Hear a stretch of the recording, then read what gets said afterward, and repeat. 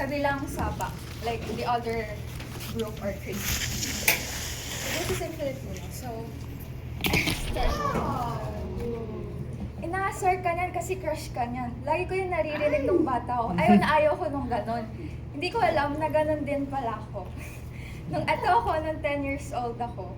Tapos nung bata ko, kilala ko halos yung mga nasa kapitbahay namin. Kasi halos magkakamag-anak lang.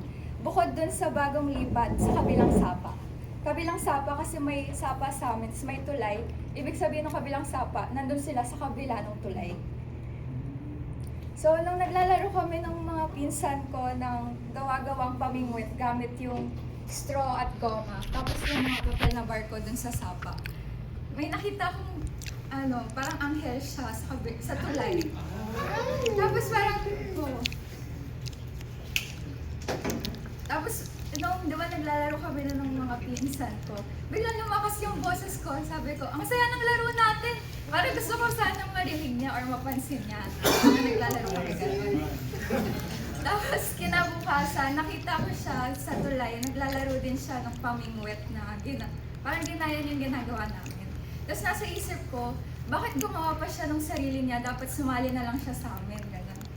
Tapos pero yung iba yung lumabas sa bunganga ko nun, sabi ko, tignan niyo, may gaya-gaya. Ay, tapos ayun, hindi ko maalala yung reaction niya nun. Pero alam ko na nagkamali ako sa ginawa ko. Nakalipas yung ilang araw, nakita ko siya, masayang kausap yung iba kong kakilala na bata. Tapos parang gusto ko rin siya kausapin sana, tapos mag-sorry at tanong pangalan niya, ganun. So tinawag ko si Boyet, yung batang kausap niya. Tinanong ko, anong pangalan nung nakatira dun sa kabilang sapa? Tapos sabi niya, Bell daw. Si Bell. Tapos sabi ko, pati yung pangalan niya maganda, bagay sa kanya. Tapos ayun, nag-thank you na ako kay Boyet. Tapos parang kinakanta-kanta ko yung pangalan niya, Bell, Bell, ganun. Tapos narinig ko yung kapitbahay na parang sabi niya, Maring Bell, Maring Bell.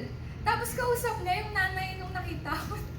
So yung Bell pala na tinutukoy ni Boyet, yung nanay, hindi yung nakita ko. Tapos yung hiya ako.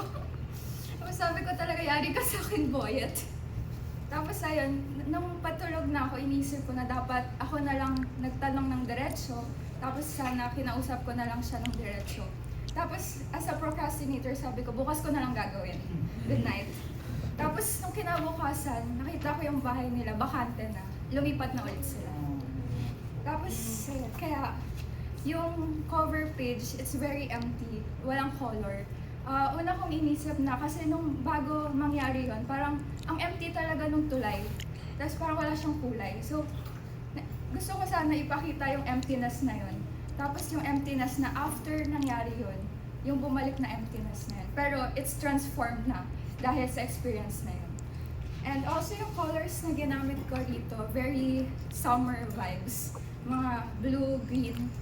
Kasi I want to capture that summer vacation feels nung nangyari to. And also this is something I do kasi I want to relive this experience. If maalala niyo sa consultation, parang iba yung sinabi kong story.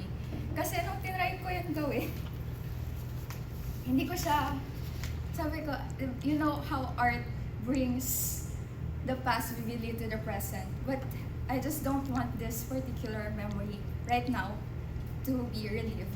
So, hindi ko siya tinuloy. So, iniba ko yung story. So, dito sa story na to, yung kabilang sapa, di ba kabila, ibig sabihin other. Pero na-realize ko na parang kabilang. Gusto ko sana na maging kabilang siya dun sa parang neighborhood namin or sa close friends ko. Pero hindi na nangyari yun. So, naging kabila na lang talaga. So, and other stuff is, etong space na to, yung katulad ng sinabi ko, naging place na siya for me kasi na-transform na siya ng memory na yun.